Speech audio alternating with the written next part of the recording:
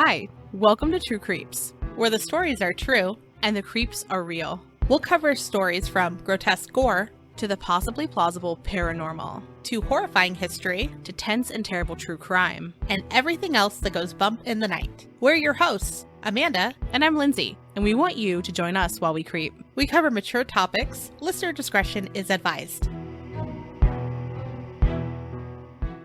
Hello, everyone.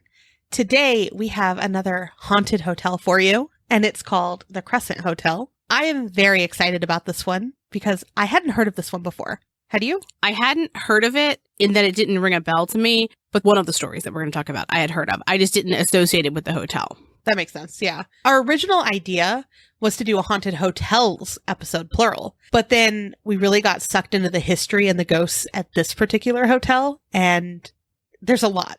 Mm-hmm. Yeah. I like it. I'm into it. I've never wanted to go to Arkansas before, but now it's making me want to go visit. That's fair. So the 1886 Crescent Hotel and Spa comes up on like every haunted hotels list, and some even say that it is the most haunted hotel. Ooh. It's located in Eureka Springs, Arkansas, and it was built by the Eureka Springs Improvement Company and the Frisco Railroad. The area was chosen because it was beautiful and it overlooked the valley. But interestingly, it was also because of the healing waters of the Ozarks. Well, we've talked about special water before in one of our other episodes, but this one became really famous. And so people were traveling from all over to go to this area because of this particular water. So what people thought is that it could cure their ailments and also ease pains. Okay. It could just be generally that hydration is good for you. It is, yeah. But because everyone was flocking to the water, they're like, let's make some money off of this and make this massive resort. So their goal was to create the most luxurious resort in the country. And that's what they worked on. There's only so luxurious that you can be in the 1800s in my mind, right? Like there's just like, it's a high bar for me to see something that's built then as luxurious. Well, when you look at this one, right? Like, I think it's gorgeous. I guess for me, luxury is on the inside, not the outside, because it can be pretty all day. But if it's not like gorgeous and comfortable, then it's not luxury to me. That's fair. So construction began in 1884, and some of the stonemasons were brought all the way from Ireland because, again, they wanted top quality. Features included things like several towers, overhanging balconies, a big stone fireplace in the lobby room, modern plumbing, steam heating, an elevator, a giant dining room that could seat more than 500 people, a swimming pool, landscaping, luxurious decorations, and there's still like a whole bunch more, but those are just some of like the things that stuck out to us. The cost of the hotel was $294,000 to build, and today that would be $9,357,019.15, which is actually incredibly cheap for a hotel that looks like this. I think so. You could not build this hotel today for $9 million. No. So 2 years after they began construction, on May 20th of 1886, the hotel opened. And when it did, people flocked to it. They even had a spa with the healing water, and people loved it. But after the turn of the century, people started to realize that the fancy water wasn't everything they'd hoped it would be. And little by little, the foot traffic to the hotel slowed down. And after it slowed down, not surprisingly, the hotel changed a bit. And so the hotel went through many changes, including it was used as the Crescent College and Conservatory for young women from 1908 to 1924. But it continued as a resort during the summers. And I just can't even like explain to you the difference in vibe that would be. Right? Like, I'd never heard of a place doing that where it's two separate things depending on the season. Like, it makes sense, but I hadn't really thought about that. This is wild conjecture, but in the summers were fun times, and in the winter, we oppress women. Like, that's just kind of the vibe that I would imagine. Because when you look at it, it doesn't look like a place for, like, liberal women's studies, right? No. It doesn't have that kind of vibe. But when the revenues from tuition and the summer guests were not enough anymore, they closed the women's college. It then sat abandoned for 6 years until it opened as a junior college from 1930 to 1934. We talk about this all the time where we'll have hotels that have some period of inoperation. Mm-hmm. And I'm like, it has to be expensive for something like that to just sit, just in taxes. That's true. right? Yeah, this is a massive area. Yeah. So, as we said, it went through many changes. And a couple years later, it went through what we called the Baker era. And in 1937, a man named Norman Baker turned into a cancer hospital and health resort. When you put health in front of resort, I'm immediately suspicious. Same. So he advertised miracle cures that didn't require surgery or invasive testing. I just need you to tell everyone what one of the catchphrases on the signage was, because this is like one of my favorite things about it. So they made like posters to advertise it, and we'll share them too. And it looks like this, big resort. And it says, "We cure cancer, tumor, without operation, radium, or x-ray." And then like one of the little circles in it says, "We do not cut out any organ." I guess the idea that you could get rid of someone's cancer without removing an organ is an exciting thing. The phrasing. The way it's pronounced in the poster is like, "and you won't lose an organ." It's very like, I'm giving you a hard sell on this. You can just say cure cancer. People are going to be happy already. Yeah. But it was just like, "and we won't take your organs." Like, it's the font, it's the delivery. I expect a happy face emoji afterwards. Oh, absolutely. And it's not a whimsical font. It is a humorous font. One might say it's Comic Sans like It is. older, sophisticated sister that does not have her life together. Like, that is the font that says, "and we won't take your organs." Yes. And I mean, not having your life together piece makes sense for this man. So he also advertised that the patients would walk away from the resort cancer-free, which is really, really awesome if it, worked. I have a bad feeling because this was 1937 and we don't have a cure yet. Yeah. So about that, it turned out to be an elaborate scam. Norman had no medical training, and he had actually been convicted in Iowa in 1936 for practicing medicine without a license. When looking more into him, I found a very colorful past of careers, including things like a hypnotist, an illusionist. I need you to say it right. It's illusionist. Yeah. Illusionist. Radio broadcaster. The inventor of a portable organ called the air calliophone, which ran on air pressure. And then he ran for, at one point, U.S. Senate and governor of Iowa, but luckily he lost both elections. He had a wide array of dreams. He did. So while operating this health resort, he was also selling elixirs for different ailments, including cancer. And the American Medical Association had condemned the elixirs. Surprise, surprise. Right? While he was operating the scam hospital, he was also being investigated by federal authorities. He was finally arrested in 1939, get this, for mail fraud, which is how he was also selling the elixirs, is through the mail. I cannot imagine the USPS system of mail being delicate enough to transport an elixir from one state to another. Right. I can't even send things without things being broken, but I mean, these little bottles, maybe they were like thicker glass than like today's bottles. Yeah. Today's like mail sorting system is like heavily automated. So any package that is a box and not an envelope has to be able to survive a 5-foot drop. That was not the case then, I'm assuming. No. And now they do ask if there's liquids in there, so. Oh, that's fair. It's because of the elixirs. It's because of the elixirs. I would love to have like a goth USPS person be like, "Are there any potions or elixirs in here?" Oh my gosh, that should be another thing. Like a little mail truck and it's someone asking, "Are there potions or elixirs?" Are there any potions or elixirs in here? With the accent somehow. Yeah, I don't know what type of accent it is, but it's the same cadence in which you say illusionist. That's fair. Yeah. Well, a U.S. postal inspector estimated that Baker made around $500,000 a year selling these miracle elixirs. I'm gonna need you to say it. Miracle elixirs. Like, you have to say it in the whatever it is. It's what sells it. Okay, selling these miracle elixirs through the mail while he was in Eureka Springs. Perfect. Chef's kiss. Perfect. So Baker was convicted to serve only a 4-year sentence in Leavenworth. And so, like, for me, I'm like, 4 years is not a lot of time. But Leavenworth had serious people in it. Machine Gun Kelly was there. A notorious gangster was there. And, I forget his name, but the guy who was, like, the first person on the FBI's, like, top 10 most wanted list was on there. And then this guy with his elixirs. Yeah, and then Baker's miracle elixirs. You know, he was there, too. What a time. What a weird crowd. Okay. What an array of humans.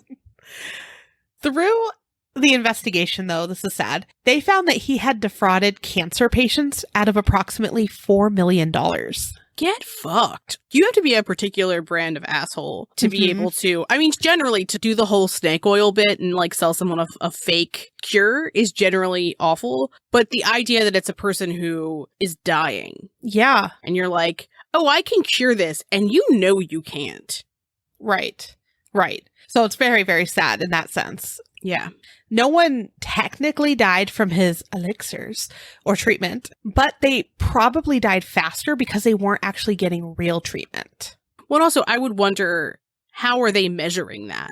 Is it that they weren't dying immediately? Is it that they died at a time that would be reasonably expected from a cancer patient, but maybe that wasn't their time? Right. Well, they probably could have had more time if they had real medical doctors helping them. Hopefully. Yeah. Hopefully. Not all of them, I'm sure, but, some of them could have. Yeah.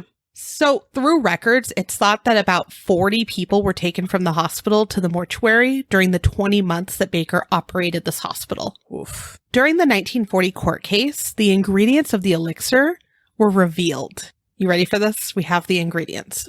No one make this. This truly is a fucking potion. It is. It is. Before you get into these ingredients, when you say elixir, I think thing I drink. Isn't that what you thought? Right. And I'm not sure if maybe the ones through the mail they did drink because, like, who's going to do this, I mean, people inject things. I know, but, like, back then, could you just, like, go and get a syringe somehow and inject yourself with the stuff? I am not optimistic about syringe sterile, like how sterile syringes were in the 1900s. Right? So let's talk about these ingredients real quick. There was brown corn silk, red clover, ground up watermelon seeds, peppermint, glycerin, and carbolic acid. Very strange mixture. And some documents say that patients were injected with this cure 7 times a day. That's a horrifying amount. But in 1944, this asshole was released and moved to Florida because of course he did, where he lived the rest of his life until he passed away in 1958. There are a lot of other things that happened with this particular person, but we're just sticking to his relation to the Crescent Hotel. So, continuing on about the hotel, over the next year, the hotel changed hands a few times, and repairs and restorations began. But in 1967, a fire swept through the 4th floor and the south wing, destroying most of it. In 1997, Marty and Elise Ronick purchased the hotel and pledged to, quote, have it back to where she was 100 years ago. And on September 6th of 2002, they succeeded in this goal. It took $5 million in renovation to do it. And, of course, what are we going to talk about other than medical horrors but ghosts? And you kind of have to know the hotel to explain why there could be some spooky shit there. Right. So, staff and guests both began to report seeing unexplained things. The most cited apparition is of a red-haired stonemason. Red hair like Irish. The staff calls him Michael, and it's believed that he was one of the original masons who worked on building the hotel in 1885. Now, when he was working on the roof, he lost his balance and fell to the 2nd floor area where he died. And this area is now room 218, and it is said to be the most haunted guest room. And if this is the most haunted hotel, that means this is the most haunted guest room, period. Like, anywhere. Right? It sounds terrifying, though. Oh, for sure. So Michael is said to be mischievous, and he likes to play tricks with lights, doors, and the television. Some folks have also said they've heard pounding on the wall. We've talked about this in another episode, but it does really creep us out. Some say that they have seen hands coming out of the bathroom mirror. I can't. I think we talked about how it's terrifying when you're staying in a hotel that you know is haunted and you have to close your eyes for any reason, like washing your face. Yes. But like this takes the cake. Like if someone said, oh, shit comes out of the mirror. No. No, thank you. I can't. Like, I like to visit, but I'm not going to stay in a situation where I need to close my eyes. I'm going to have to like go to the car to wash my face off.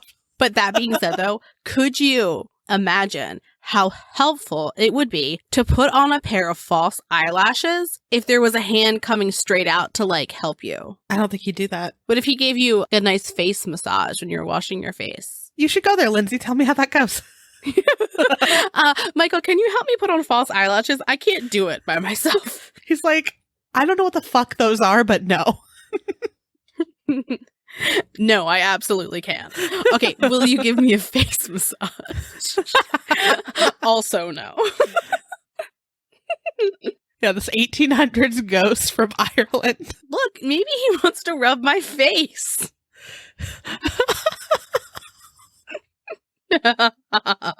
Maybe. I don't know if anyone's tried that, so. Look, maybe that's what he's wanted this entire time, was he was just reaching out for a face to rub. Maybe that's it. I could be that for him. You solved the case again. I did. You know me, cracking a case. So some people have even heard cries of what they describe as a man falling in the ceiling, which horrific. I can't imagine sleeping and hearing that. No. Guests have also reported things like being shaken at night. And there is a report of one guest leaving their room screaming and saying that there was blood splattered all over the walls.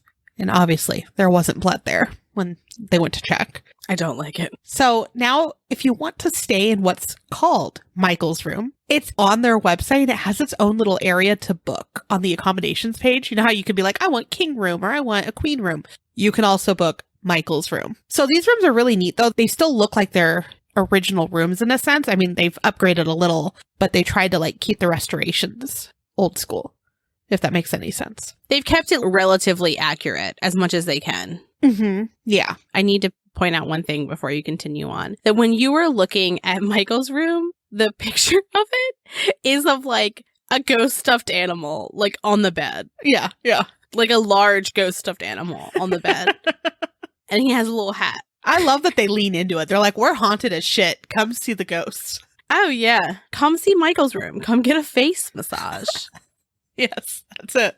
They need to add that to the website. Yeah. So another spirit is one of the nurses from the scam hospital. And she is often seen on the 3rd floor, dressed in white, pushing a gurney. Oh, I don't like it. She is only seen, however, after 11 p.m. So you'll have to stay up late to catch her.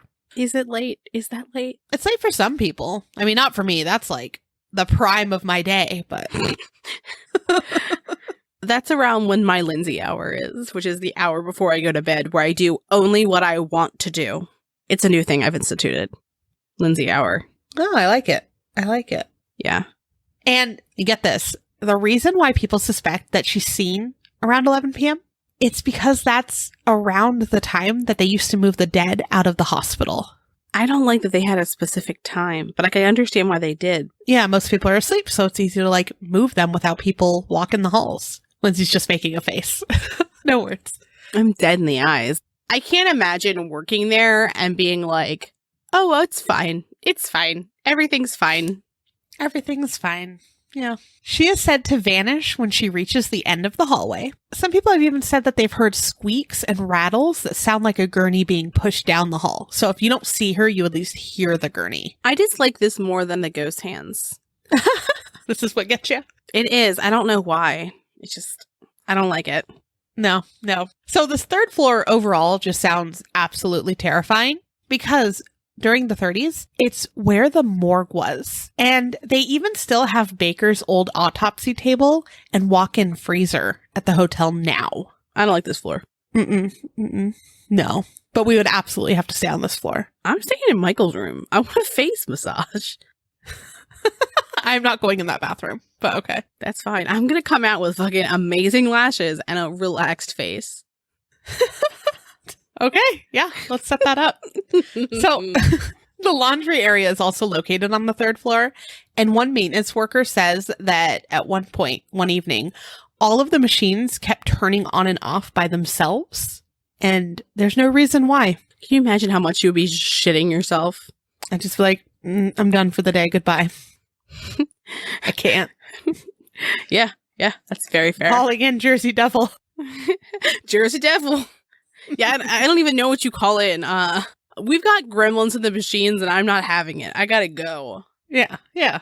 So let's go back to Baker for a second and talk about this morgue. So in 2019, the hotel was working to extend a parking area at the north end of their 15 acres of property, or to build an archery range, one of the two. We've seen both of them as we were researching. So they were either doing more parking or building an archery range, as one does.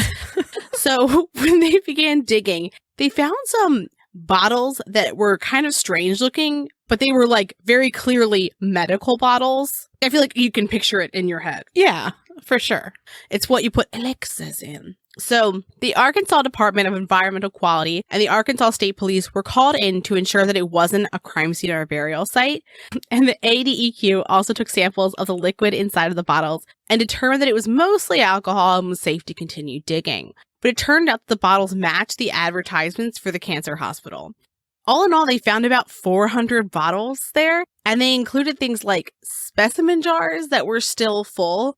And when you look at the jars, it is clear that it is body parts, but it's not clear if it's from humans, if it's from animals. Also, there were some bottles that had the elixir in them, and they also found surgical tools. The bottles are on display in the morgue, and then they also do special events where they have more of the items available for like viewing and for people to see, because they have like paranormal weekends and other types of events. Yeah. But also, while they were digging all of this up, it became an archaeological survey. And some of the bottles were taken back to the University of Arkansas for analysis because they looked like they had human tissue in them. And they weren't certain. Yay. Yeah. So after 3 years, though, the university didn't really get back to anyone with any information about the samples. I'm guessing just probably funding and things like that. Yeah. So a man named Larry Flaxman, who is a paranormal researcher, was given the okay to try to find a place himself to get them analyzed.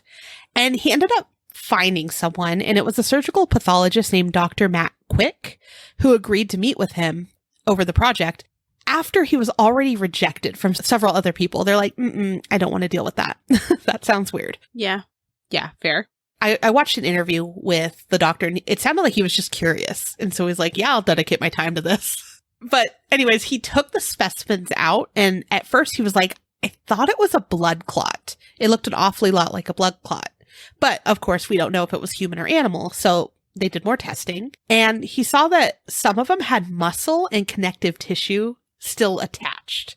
So what he said, because of that, it was in line with what a wound would be, not cancer. So like they cut out a wound, and I obviously am no doctor. So like, as he's describing, I'm like, you could tell me it could be anything. And I'd be like, okay, that's what it is. It's an aardvark anus. Okay. Whatever you say. Sure it is. But the doctor described it as being in line with, quote, just regular surgical debridement of a wound, which is in common with bedridden patients. And he said, think like bed sores or pressure sores.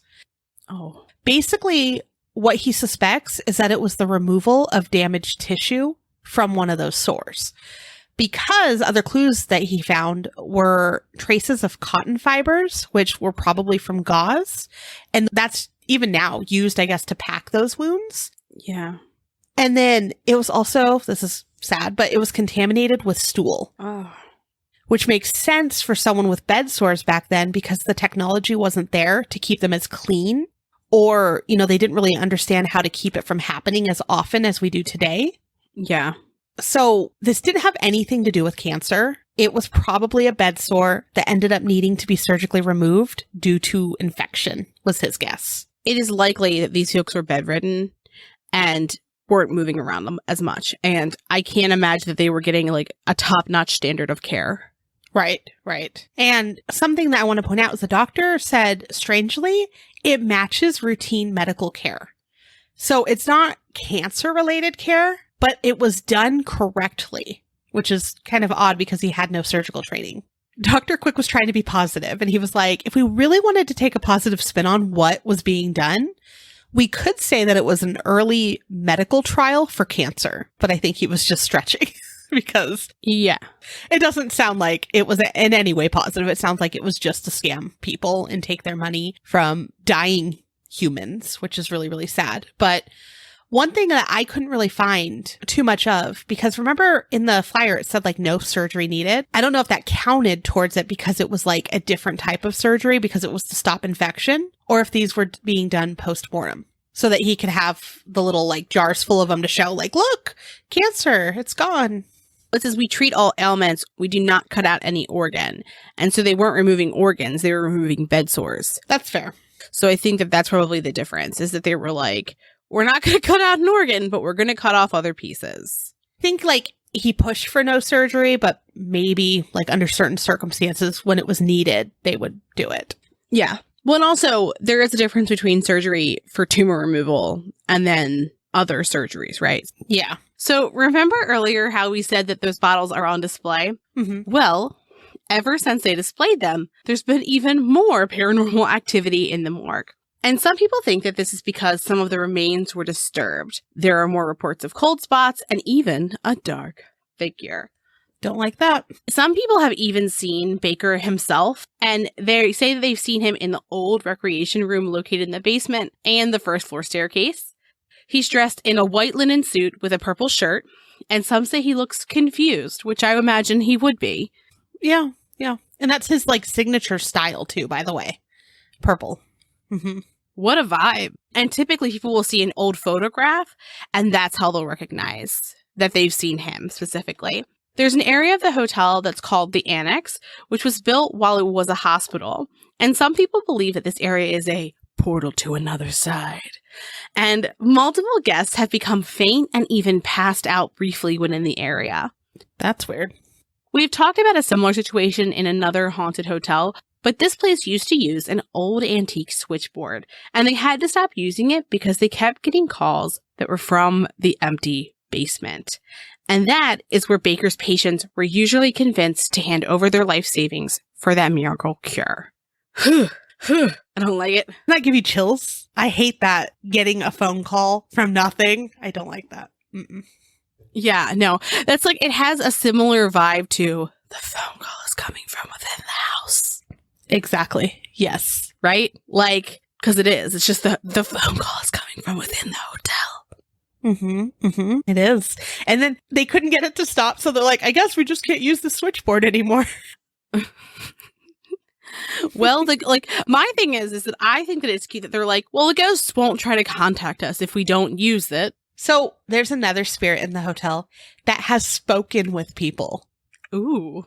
I love this. So she sounds very sweet, and she introduces herself as Theodora and tells people that she's a cancer patient before she then vanishes. I don't like that. She's like, hi, I've got cancer. And then she's just gone. So Theodora has mostly been seen by housekeepers in room 419. In July of 2017, a woman named Debbie Baxter was in room 419 on a ghost tour. Her camera kept going off sporadically until the battery finally just drained itself. One of the photos that her camera took, though, was of a painting of Theodora, and it looks very strange. It almost looks like half the painting is skeletonized with the help of light, maybe, while the rest looks normal. But it looks like it's just like weird lighting, but it does look like half of her face is a skeleton. To me, that looks edited. Well, around the eye, like the weirdness. It could be. But anyways, weird picture. I saw it on a couple places. There's also a story about a couple who stayed in a room on the first floor near the governor's suite. Governor. On the second night of their stay, they slept with just the sheet covering them. During the night, the man woke in a sweat. Someone had covered both of them up with the comforter. I'm gonna just tuck you in, baby. And I was like, maybe she got cold, right? But apparently this happened 3 additional times that night. And they don't know who was covering them up. That's kind of sweet, though, that somebody was like, no, I'm gonna just tuck you in, baby. They're like, we're hot, please stop. And they're like, I'm going to tuck you in. Bitch, I said sleep fucking tight. They're like, no, I'm good. I didn't stutter. Like, they're pulling up the blankets. I more want want to know, like, what extent would this ghost go to cover you up? Like, if you took the comforter and, like, threw it in the closet, are you going to wake up with the comforter on? You're going to wake up to yourself covered and, like, you turn and the ghost is like, don't fucking try me. I've had enough of your shit, Amanda. So whoever is always cold needs this particular room. Well, yeah, because they're going to keep you tucked in tight. Yes. Under any circumstance. No matter what. No matter what. There was another couple who checked in one day in the springtime, and they were heading up to their room, and they say that they were stopped by a man wearing all black, and it was like an all black Victorian outfit. And the man asked if they needed help finding their room. So they assumed the person worked for the hotel and allowed him to show them to their room. They follow him and he leads them to room 221. He then takes their key, unlocks the door, and holds it open. As the couple entered the room, the story says that the man, quote, stayed outside the door, smiling and tilting his head from side to side. There's no version of how one can imagine that statement that isn't terrifying. I think of the smile from the movie Smile. Like the guy just sitting there with a Victorian outfit, huge smile, like terrifying. Yeah, I don't, Nope. So the couple enters the room, right? And then they immediately realize, oh my gosh, we didn't tip him. So they turned around to give him cash and he was already gone. They were so quick to be like, we just got to get in this fucking room and close the door. Like, this man is creeping me out. And they're like, if we tip him, he'll leave. And then he's just gone. And they're like, gone is gone, baby. Yeah, exactly. You and your smile are out. I'm good. So the couple then hung out in their room for the day, and they didn't try to re-enter the room until that evening. I'm assuming they left for dinner or something. When they tried to go back into their room, their key didn't work. So then, of course, they had to march down to the front desk, and a staff member then noticed that they had been given the wrong key, and the key that they had was actually for room 321, so not the room that they had been in all day. When the person was like, well, how did you even get into your room? They described the man, and the employee was like, we do not have anyone that looks like that working here. Have you ever gone into the wrong hotel room? I don't think I've been able to. Like, the key just, like, doesn't work if I wanted to. So, not that long ago, I was meeting Ben at a hotel, and he had gotten there before me. And so he told me, check in with the front desk, like they will give you the key and you can just come up. So that way he didn't have to come back down. Yeah. And so I say who I am. They're like, oh, of course. And they give me the room number and they give me a key. And I'm like, great. And I walk upstairs and I go into the room. I hear the shower running. And oh no. What would you have done if you would have heard the shower running and you were walking into your husband's room? And like, he knew I was coming, but he didn't know I was going to be there while he was in the shower. What would you do? Oh, I would try to scare him somehow. So I definitely wouldn't try to scare him in the shower, but my inclination was to be like, hey, Ben, right? Like, it's me. I was about to announce myself. And I was opening my mouth to be like, ha. Like, I literally, ha, was in my throat when I turned the corner and I saw a pair of shoes. And I was like, those aren't Ben's. And I held my ha in my throat and I did a scan of the room and I was like, Ben doesn't have that cooler. That's not Ben's sweater. And then I backed the fuck out of the room. And you ran away. Oh my gosh. Could you imagine though? Like if that person knew you had come into their room? So many things like went through my head. Was like, first, I'm so glad this man didn't come out. Do you know what I mean? Because if you didn't expect someone to be in your room, you're just like dong out. I don't want that. And then like number one, oh my God, I'm terrified for how embarrassed this other person would be. And like the unintentional flashing. Yeah. And then secondly, that was a potentially dangerous situation for me. Say I went in and he wasn't there, right? And he didn't unpack anything because Ben isn't always the type of person who like takes his things out of his bag. He just leaves it in there when he's at a hotel. Mm-hmm. And especially like for like a night or two. And what if I had been the one in the shower? Yeah. Like what if he was like elsewhere and I was like, oh, he'll be up in a bit. And I just jumped in the shower and this strange person came back to their room. I could have been in danger. Or like, say I could have gone in and that person would have been like, well, you're not leaving, right? Like so many awful things could have happened from this scenario. So when I went to the room, Ben was doing something else. So he wasn't there and I didn't know whether he would be there or not. And so I was like, okay, I'm just going to hang out here. But like, I looked to make sure it was his stuff. Yeah.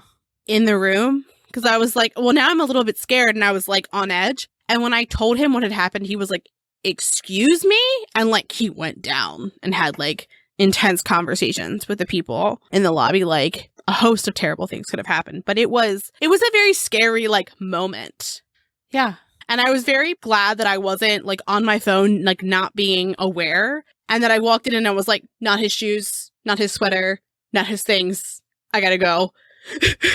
Yeah, that's good. That is a weird thing to happen. Yeah, I didn't like it. But so, anyway, back to our story. All that to say, I don't know how much scarier it would have been if there would have been, like, a Victorian man who let me in who didn't stop smiling. At least there wasn't anybody else in that room, though, you know? Just standing there. And it was yeah, hi. Amanda and I are doing the smile back and forth. Moving our head. So, we're going to talk more about ghosts. So, when the hotel was a college, the son of the school's president was named Clifton Breckenridge Thompson. And when he was just 4 years old, he died after having complications from appendicitis. That's sad. Yeah, I know. So sad. He has been seen bouncing a ball in the hallways, but the second floor is his favorite hangout. He likes to hang out with children who check in, which I love that. And they have described him by saying he lives here. He's got curly blonde hair, he was wearing weird clothes, and he played ball with me. That's cute and so sad at the same time. So sad. They believed it was just another living child guest, not a spirit. This place is also home to some well-dressed ghosts, even though it is not in Baltimore. In the lobby, people have seen a man in formal Victorian clothes and a top hat. He's also been seen sitting at the bar. Also, this same well-dressed ghostie has been said to entice people into conversation, and then he'll just sit there quietly and not respond. And then after a short time, he just straight up disappears. He's like, talk to me, talk to me, talk to me. He's like, you're boring. I'm out. Exactly. You are uninteresting to me. I will take my leave. I'm in a fucking top hat. You better earn your conversation with me. How rude, though, too. I love it. The Crystal Dining Room is another hot spot, and people see other Victorian dress spirits there. They also see what's described as 1890s dancers, usually very late at night. I couldn't even describe that. I'd be like, there's some dancers doing things. I don't know. Yeah, I have no clue what a dancer in the 1890s wore. Me either. Tell me, Google. 1890s dancer. Well, whatever you were thinking, it's probably not that. Okay, let's see. Just such an array of images. The pony one? Yes. How did you know? Because I scanned real quick, and then I was like, this is it. They see a ballroom of that? Okay, so when you type in 1890s dancer into Google Images, they have burlesque dancers, and there's a person that has like half a horse costume. Like if you think like of a 2-person horse costume and you have just the front half and then just the butt piece, that is this outfit. We will absolutely post a picture of this. Amazing. That is what I hope they saw. A whole fucking stampede of burlesque ponies from the 1890s. What a fucking vibe. And now I'm sad that I didn't know. I wouldn't be able to recognize until this moment what an 1890s dancer is, because I would have had no words for what I was seeing if this is what they saw. I would have been like, a pony that was like trying to be sexy but also wasn't. It also looks like some of the photos, though, when you go back, look like kind of can dresses. Like if you imagine what that would be, what that would look like. Mm-hmm. But I feel like most of the pictures that pop up are like ballerinas, burlesque, or just like women in a ballet class. Mm-hmm. But anyway, sorry, we needed to look into that immediately. Pony burlesque dancers. There's also reports of a 19th century man sitting at a table near the windows. And when approached, he says, I saw the most beautiful woman here last night, and I am waiting for her to return. How sad. He's been waiting forever. That's very sad. A former employee told the story of seeing a Victorian bride and groom in the giant mirror in the dining room, and the groom allegedly made eye contact with her before they disappeared, and she quit shortly after that. So the dining room spirits are also tricksters. Around Christmas one year, the employees came back to work to find that the Christmas tree and all of the gifts had been moved to the other side of the room. And not only that, but all of the chairs were moved into a big circle facing the tree. They just had a Christmas party. They had a Christmas party. They were like, the tree looks better over here. We've been here so fucking long, we know best. And we all want to sit and stare at this tree Why not? together. And then they also will come in to find that all of the menus will have been scattered around the room, which that's just annoying. It is annoying, yeah. The Christmas tree one, I kind of laughed. I was like, how funny would that be, though? Like, it's just an innocent prank. No one gets hurt. No big mess. It's just like, we prefer this over here now. It makes me think of the Ukrainian Christmas story that we told in our Christmas Monsters 3 episode, where we talked about the spiders. Mm-hmm. Maybe it was just like very active Christmas spiders. Maybe. And then they sat to gaze upon the tree. Although, you know, my thoughts with like moving chairs. Oh yeah, you don't like a moving chair. I don't like a moving chair. That's my limit. But we did like them enough to get them tattooed on our bodies. Absolutely, we did. Yes, yes. Speaking of a chair, we have new merch. It's a ghost sitting on a stationary chair that Amanda drew, and it says Ghost Therapist. Amazing. I love it. We do love ghosts and chairs. We do. We love a sitting ghost. We don't like them happening around us, but we like to think about them from time to time. We love the idea of ghosts going to therapy to work their shit out so that they can stop haunting people. Mm-hmm. Yep. They could use a ghost therapist here. They definitely could. Clearly. Clearly. But they love their ghosts there, so. All of them? Most of them. Most of them. I mean, like, I would love Michael getting face massages. You can stay in that room. Well, the kitchen, of course, also has its own ghost. And they believe it's a small boy. And he enjoys skipping around and sometimes drops pots and pans off of their hooks. So jarring. Steve Garrison, a cook at the hotel, has seen the boy. And he described him as wearing old-fashioned clothes and knickers and pop bottle glasses. How old is Steve Garrison? I don't know. Why, he had old-fashioned clothes, a pair of nickels, and pop bottle glasses. Is he a newsie? I hope so. That makes it better. Knickers? I don't know. So some people also report seeing a young female college student, and it's believed that she was pushed or she jumped off the balcony to her death. Oof. Guests have reported hearing her scream as she falls. So that's terrifying and sad. Yes. Other places with activity are said to be rooms 202 and 424, but I couldn't see exactly what happens other than just people report that weird things happened in those rooms. Well, here's another one you're going to love. There's even a ghost cat, and his name is Morris, and he was a big orange tabby cat. Oh. And this is adorable. I love a ginger boy. Right, I know. He was known as the hotel's general manager in the 70s. And when he died at the age of 21, Hell yeah. right, more than 300 people attended his kitty funeral. And he was buried on property, and it's complete with a headstone. That is more people than would attend my funeral. That's what I thought immediately when I read that. And I was like, 300 people do not like me. but I guess all like the townspeople came to it because they all knew Morris. Yes, of course. And they have the cutest poem about him on a memorial plaque in the lobby. Oh. I sent it to Lindsay the second I saw it because I was like, this is the cutest thing I've ever read. Yes. Said something like, we may have ghosts, but we never had mice in it. And I thought that was so cute. Oh, I love that. But now guests feel him rubbing up against their legs. If you can't see what it is just something rubbing against your leg. I mean, you know when it's a cat, I hope. Like, cats have a particular way of going around your feet. All that came into my head was that terrible urban legend that people can lick too. And I freaked myself out. Like, I scared myself just now. I don't know if you saw my face drop. Like, I was like, oh. I'm like, we're talking about kitty cats. And she's like, no. I'm going to scare myself, so help me God. Well, some paranormal investigators even believe that they have captured audio of Morris's purr. Can you imagine hearing purring when there's no cat around? Like, that's actually... Yeah. That's not even scary or intimidating. That's just, like, fun. Adorable. So, this hotel, though, when I was looking through all the stories about the cat, they are very overall cat-friendly. And on the website, they have an entire blog post about all of the cats that the hotel has housed, or they say worked there over the years. Oh, hardworking babies.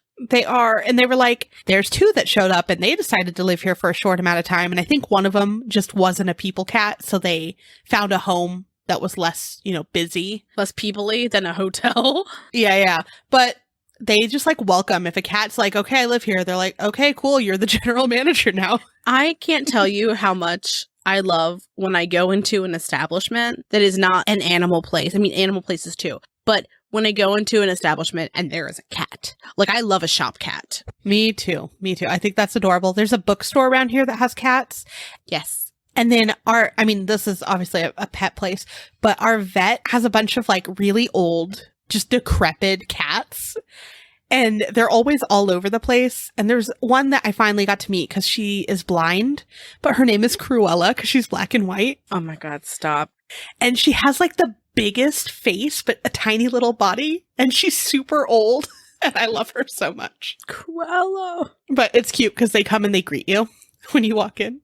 They're like, you are here for your appointment? I also love the name of Cruella for a cat. I thought it was the cutest thing. She's adorable. I love her. Every time I go, I'm like, where's Cruella? Bring her to me. Yeah, fair. So this could be Lindsay's favorite. I know she always gets into this. Around room 212, people believe that they smell tobacco. And this was the former office of Dr. John Fremont Ellis, who was the hotel's in-house doctor in the late 19th century. And he used to smoke his cherry pipe tobacco. You do know that I love a ghost scent. I know you do. I also love the idea of doctors that would come to you in the olden days versus now where you're like, I will drive across town, wait in this lobby, jump through these hoops, to sit on this piece of paper chair thing and be uncomfortable versus like that little someone bringing their little bag in. Oh, what a time. Yeah. And at the hotel even, right? A hotel in-house doctor. Would you have a ghost scent? Like, would you leave a scent around? Yeah. Oh, yeah. I absolutely would. What would your scent be? So my personal signature scents are a mixture of Clinique's Happy and Bloom and then like 2 different Bath and Body Works body sprays that are one is coconut and one is vanilla. And it is the trio that makes up my individual scent. So sometimes I'm more coconut, sometimes I'm more vanilla, sometimes I'm more Happy and Bloom, but it's a mixture of the 3. So I feel like that floral coconut vanilla situation, which sounds like a lot, but it works together. That works. I don't know if I'd have one, but I feel like my house, even when I move, is going to smell like pumpkin because I always have pumpkin everything. Like, I hoard all pumpkin candles and sprays and everything in the magical Halloween period. And then I use them throughout the year. Like, people come over and be like, are these pumpkin scents? Fuck yes, they are. And they will always be because Halloween is the best time of year. I'm also a very big believer in like different scents for different rooms. So very specifically, my living room / dining room it's like, I don't know, some TJ Maxx Home Goods candle that's lava. I don't know what lava smells like, but this candle's amazing. I literally bought like an unspecified ridiculous amount of very large candles because they had like the massive ones and I was like, I've never seen these. Vanilla in the bedroom. Then floral in the office area where I am, or like a black currant. And then pumpkin or like warm scents in the velvet goat. And which I think is just funny because the carpet's orange. So like pumpkin, orange. Okay.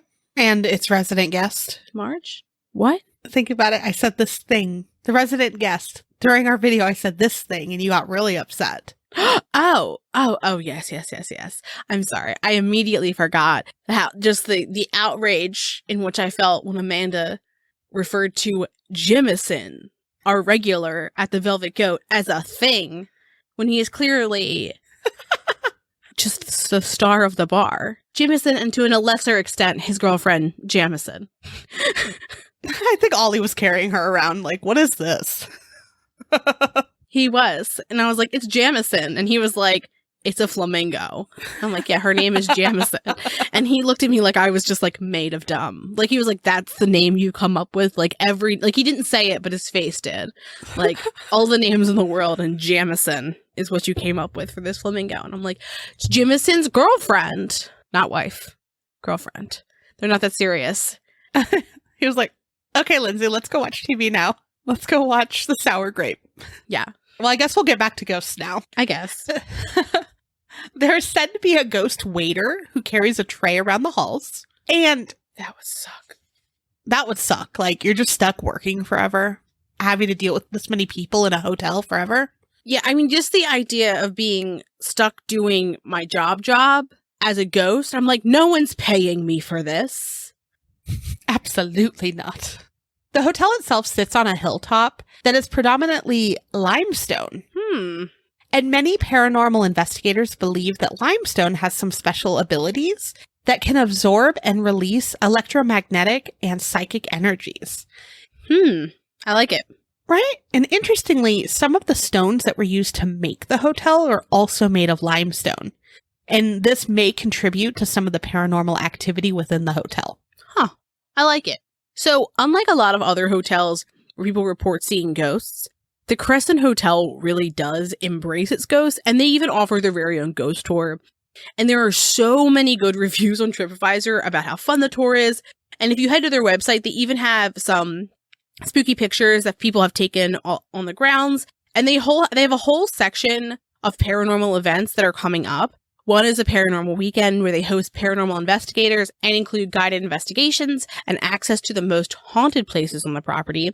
And they also have seminars and other fun stuff. And we just missed them for this year. But Amanda and I were talking before, and she's like, I've never wanted to go to Arkansas before I read about this place. And I'm like, I can't say I've ever been like, ooh, Arkansas. And now we know someone who just moved like an hour and a half away from here. So we're already like, we need to go. Let's all go together to see this hotel. I need that face massage. Lindsay will get her face massage. I will not partake in that, but I will hang out with Morris, though. We'll go chill with the like ghost nurse, see what's going on. Yeah, I'll have Morris. Oh, I will not be doing that. Morris, yeah. I get a weird vibe. I just want to see Morris. Morris and Michael, they're my man. Yeah. There's so many pictures of Morris too, and like they have a plaque in their lobby. It's adorable. I love it. Well, if you've been to this hotel, we definitely want to hear. Did you see anything, hear anything? Anything strange happen? Did you get a spooky massage from the mirror? I hope not. But okay. Did Michael help you with your skincare regimen? Or your falsies? I want to know. Perhaps. Your eyelashes. Man, I was like, what the fuck are you talking about? Well, if you do want to go on a ghost tour and you're in Arizona, we also have a ghost tour coming up on March 19th. Tickets are on sale. If they are sold out, we will take our link down at that point. But as of right now, when we're recording, there are still tickets available. Yes. And it's next week, so we're excited. I'm stoked. I can't wait for you to be here. Yes, I'm very excited to come. We are going to have all the fun and eat all of the food. I am so excited for the meats that Arizona has to offer. That is what I'm excited about Arizona for. And seeing Amanda, but also meats. I mean, the meats probably come first. She's like, please make sure you go and you obtain all of the carne. Yes. It will be here. Carne asada weekend. 100%. Hell yeah. You guys are going to see me at the ghost store. Like, Lindsay, what's that? I'm like, it's pocket meat. She's gonna have pocket meat. That will not be in the little ghost tour bags, by the way, because we did give goodies in our last one. We're not giving ghost tour meats. Yeah. There's no pocket meat in there. I'll have her refrain from trying to put it in the baggies. Pocket meat. I'm making a note. Oh, no. Well, with that, have a great weekend. Thanks for creeping with us. Thanks for listening, and as always, a special thank you to our patrons who support us via Patreon. Please see the link in our show notes to learn more about how you, yes you, can begin to haunt the dump, guard vortexes, or even become a scorching Sasquatch. Ooh. Also in our show notes, you can find the link to our website, more information on our sources, our social media handles, and our merch store. We'd love for you to keep creeping with us. So if you like this episode, please subscribe, rate, review, and share the show with your fellow creeps and or ghosts. I beg of you.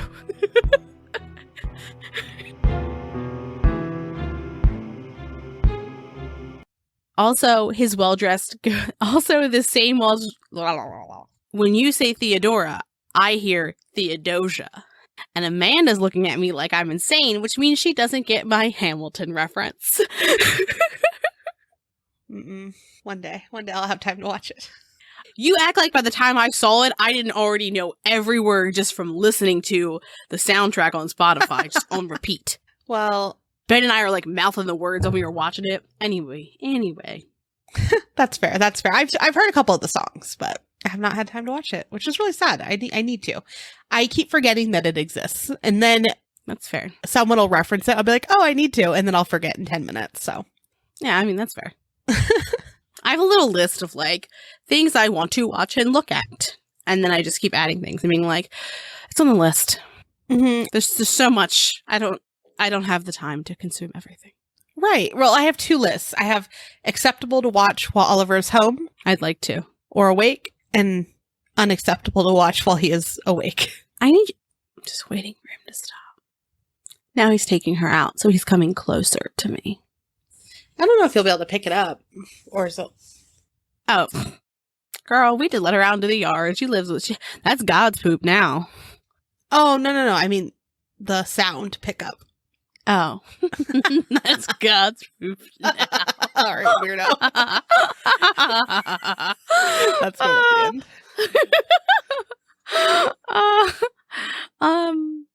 I was going to say something to you. Oh, I was saying, like, there's acceptable to watch. Where I said that's God's poop. Oh, yes. My parents never did that. Like, they were like, it exists. My kids can watch it. I think things have gotten a little more intense, though. Like, certain horror movies with the things that they show, because they've learned how to make it look more realistic these days. Ollie, if we are even watching, like, a surgery show, he gets, like, creeped out. And then that hasn't caused bad dreams. But some of the, like, even the scary previews before movies, like, we went and took him to Ant-Man. And they had a couple previews that I was like, oh, fuck. And he's like, this is too scary. I think I would have been exiled from my family if I would have said that. That was also like the 90s, right? Like none of that was being monitored in the 90s. I just don't want to have to share my bed because he'll come in at 3 a.m. and be like, I had a bad dream. During this episode, if you are hearing what sounds like, I don't know, a party happening above me, I'm so sorry. I simply cannot control what is happening up there. And my requests have been largely ignored. So... what it is, it is. I can't do anything else. Denied. When did we stop reusing needles? Is what I'm typing into Google right now. Reusable needles weren't, like, disposable syringes and needles started in the 1950s. Yikes. And the modern syringe was created in 1853.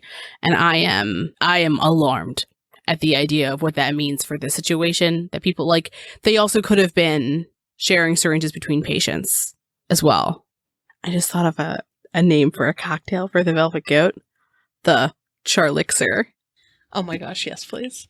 Can I just tell you, like, the idea that you're like, are you a fuckboy? Get. Like, that's it. Like, I'm like, why are you looking at me? Don't look at me. Look at your bride. That's the vibe I get from this whole sinister. I took it as creepy. Like, he, like, was looking at his bride and turned and, like, oh, I'm aware that you're watching me. And then left, like, disappeared to make it more frightening. Not whatever you had in mind. I just thought it was more sinister. That he's with his Victorian bride and then he was like, sup, girl. That's how you see it. Okay. Yeah, he went, sup, girl. And she's like, I've had enough. Goodbye forever. Yeah, like, she's like, fucking man. You know what I mean? And then just, like, was out. The ghosts here love an even-numbered room. They do. Except I think Michael. Was it Michael 219? 218. 218? He could be 219. I could be wrong. Let's scroll. Let's 21 pages. Hang on. Why do I laugh that way? I hate my laugh. I always delete some of them. What's wrong with me? What is this? I leave my doofy ass laugh all the time, but like it doesn't stop me from just knowing it's silly as hell. I once had it's 419. I once had a coworker look at me like and just deadpan go, "Does anybody ever tell you you have a really weird laugh?" Oh, rude as hell. I was like, "No, but you're not wrong."